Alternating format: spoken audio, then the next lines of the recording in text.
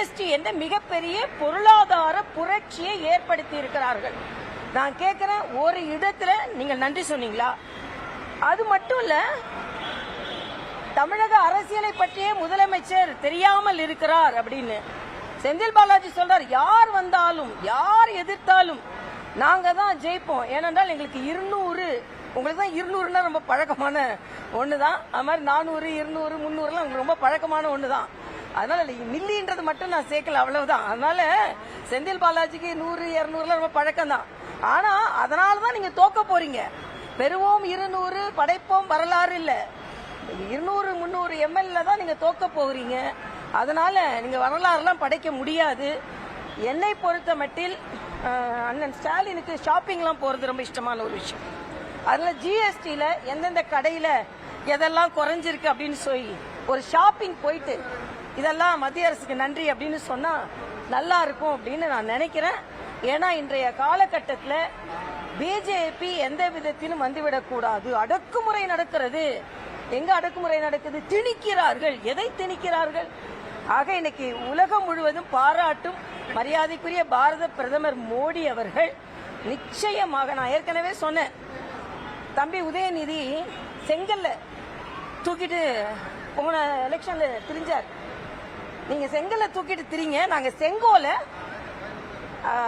சட்டமன்றத்தில் நிறுவோம். உங்க செங்கல் உங்களுக்கு வச்சுக்கோங்க, செங்கோல் எங்களுக்கு வச்சுக்கிறோம். இனிமே செங்கல் எல்லாம் எதுவும் புடுங்க முடியாது. ஏன்னா மதுரை எய்ம்ஸ் நிறைவடையும் நிலையில் இருக்கிறது. இன்னைக்கு வர்றப்போதான் படிச்சேன், 127.5 கோடி ரூபாய் உள்ளாட்சி காலுக்காக மத்திய அரசு ஒதுக்கிறது. பல பஞ்சாயத்து தேர்தல் நடைபெறாமல் இருக்கிறது. ஆக பஞ்சாயத்துகளின் உரிமையை பெற்று தாருங்க, அப்புறம் மாநில உரிமையை பற்றி பேசலாம். இதான் கருத்து.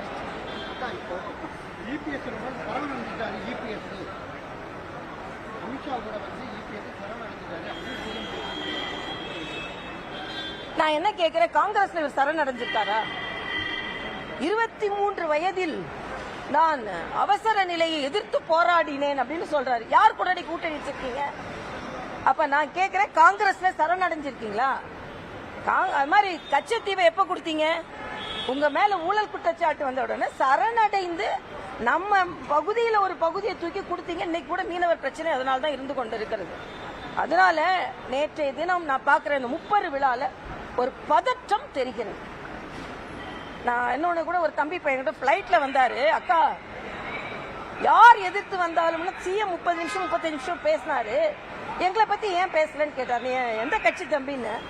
நான் தமிழக வெற்றி கழகம், எங்களை பத்தி ஒரு வார்த்தை கூட பேசலையே அப்படின்னாரு. நான் சொன்னேன், எங்களை பத்தி அதிகமா பேசிட்டாருப்பா, அதனால உங்களை பத்தி பேசலையா இருக்கும். ஆனா இன்னைக்கு எதிர்க்கிறது எல்லாரும் தான் எதிர்க்கிறோம். அதனால அவங்க வீட்டுக்கு போறது உறுதி, கவலைப்படாதுங்க அப்படின்னு நான் சொன்னேன். நான் அதனால தான் தெளிவா சொல்லிட்டேன், இது நடக்கிறது சட்டமன்ற தேர்தல் இல்லையா, நடக்கிறது அசம்பிளிக்கான தேர்தல். மாற்றம் எங்க வரும் வேண்டும்னா திமுகவில் தான் மாற்றம் வரணும். அதனால தம்பி விஜய் இப்போ ஏதோ பேச்சுக்கு நம்ம திமுக மட்டும் சொன்னா நம்மளை யாரான்னு ஏதாவது நினைச்சுக்குவாங்க. அதனால கொஞ்சம் எதுக்கு பிஜேபி இழுத்துக்கலாம உங்களோட எதிர்ப்பை திமுகவை தீவிரமாக காமிக்க வேண்டும்ன்றது எனது கருத்து. அண்ணன் தெளிவா சொல்லிட்டாங்க, முகத்தை நான் தொடச்சிட்டு தான் வந்தேன். இப்ப கூட என் வேர்க்குதுப்பா, ஒரு கட்சியை கொடுப்பாங்க இவங்க, எங்க பொதுச் செயலாளர் தொடப்ப உடனே பத்திரிகையாளர் முன்னால் இருந்து முகத்தை மூடினார் தமிழிசைன்னு அங்க வெளியே வந்தாச்சு, பார்த்தாச்சுன்னு வந்தாச்சு, போட்டோ வந்தாச்சு. அதுக்கப்புறம் என்ன? இப்ப நிஜமா ஒரு கட்சி நான் துடைக்கணும்னு நினைச்சேன். ஐயோ கட்சிகள்லாம் கொடுத்துறானுங்கப்பா, நான் தொடச்சேன்னு வச்சுக்கோங்க. முகத்தை மூடினார் தமிழிசை எங்க பத்திரிகையாளர் முன்னால் வச்சு. என்னத்துலதான் அரசியல் செய்யணும் இல்லையா? உங்களோட ஊழலை மறைங்க. 7 அமைச்சர் மேல ஊழல் குற்றச்சாட்டு. எனக்கு எல்லாத்தோட சிரிப்பு என்னன்னா, செந்தில் பாலாஜி மிக சிறப்பாக ஒரு மாநாடு அளவிற்கு 30 விழாவை நடத்தினார். அவர் நடத்துவாரு, எவ்வளவு நாள் வெளியே இருக்க போறாரு?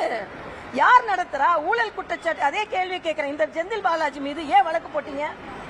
இன்னைக்கு அவரை பாராட்டுறீங்க. அதனால சும்மா அண்ணன் ஸ்டாலின் பேசிக்கொண்டே இருப்பார். கம்யூனிஸ்டுகள் எதிர்த்து போராட போறாங்களாம்.